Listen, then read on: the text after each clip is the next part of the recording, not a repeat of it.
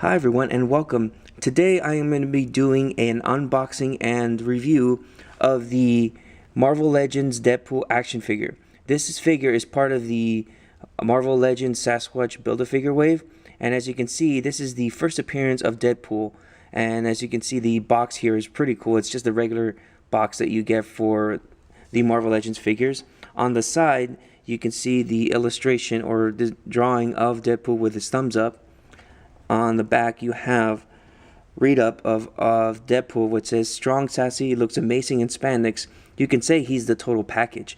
And then here you have the promo photo of Deadpool. And along with this you see the other figures that come in this wave that you can buy and put together to create the Sasquatch Build-A-Figure wave. Unfortunately, Deadpool does not come with a part for the Sasquatch, but he does come 2 per case, which means you'll be able to hopefully find this guy around more often than the last time he came out. But as you can see, he looks really nice in here, but let's get him out and see how he really looks.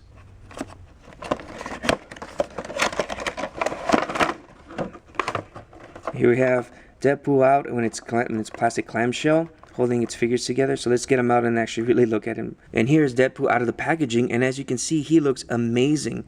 I mean, he is a great action figure, and he looks exactly as he did when he made his first appearance in the New Mutants, when he was an assassin hunting down to kill Cable. And as you can see, the details here, the look of it is exactly as it should from the comic. It is done really well, and the colors on this guy is very, very bright. He's very I want to say he's very red compared to the other Deadpool that we came out before, but he looks really well done.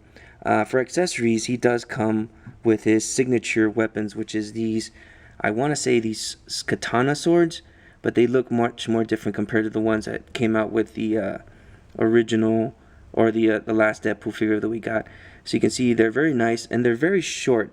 They're not too long. They're about less than 2 inches long, but they actually do work really well. And to put them on the figure, he can easily place them on his hands like that, and you can place them either way, up or down, and he'll hold them really nicely. And you can just pose them in a certain way to make them look really dangerous, as though he's really coming to kill you.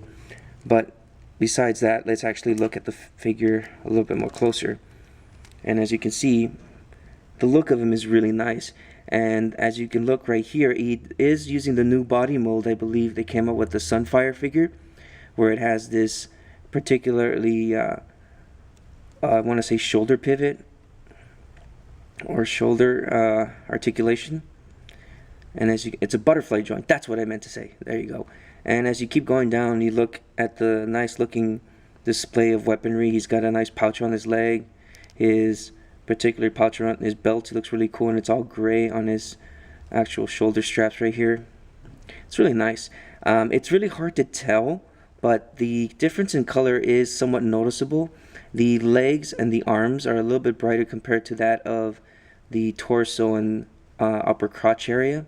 Even the head is a little bit brighter, I believe, because this is softer plastic. This is all hard plastic right here, so the colors aren't exactly the same. But I mean, it's not as noticeable. If you look at it really closely, you'll see it.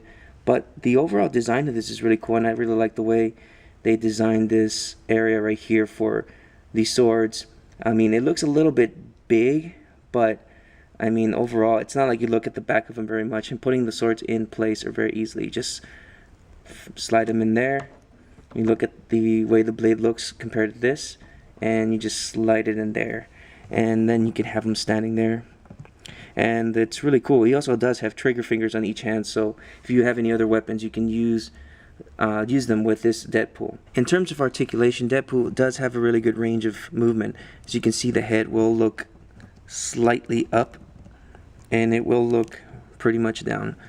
And the arms will go all the way up horizontally, which is pretty good. It does go all the way around completely. It does get stuck a little bit. I didn't plan on that, but there you go. It's got that butterfly joint which goes all the way in, which is really nice, as you can see there, and it can go all the way back. He's got a upper bicep swivel, a double jointed elbow.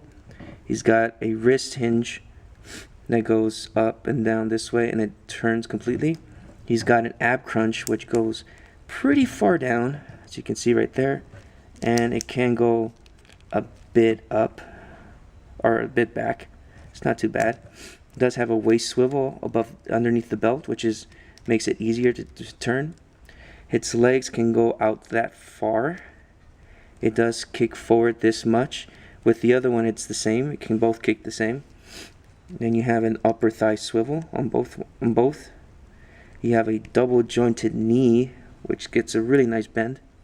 You got a calf swivel right here, or a boot swivel. Then we have the feet that can go pretty much down. It can go all the way up, and it does have ankle pivot. So he does come with a really nice range of motion, so that you can actually put him in certain poses, in certain ways.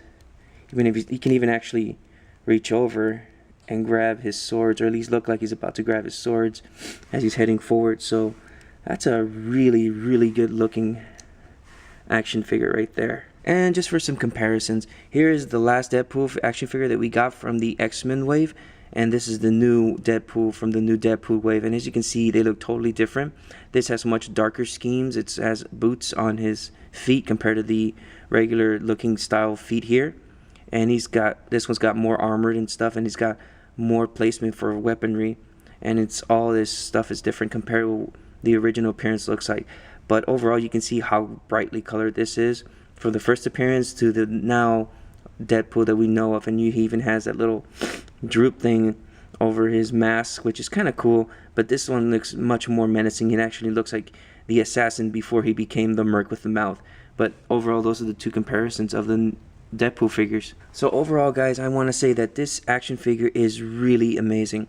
I highly recommend you guys picking this guy up. I actually found him at my local Toys R Us, and unfortunately he was the only figure of that wave that was still there, because he is packed 2 per case. So hopefully everybody is able to get this guy. But overall, I think he's just great to have in your collection. I just like this pose, the fact that you can actually cross his arms with his blades, and you can see how menacing he looks, and even the face sculpt is just pretty cool. But overall, I mean, if you find this guy, just go ahead and pick him up. He is an amazing figure.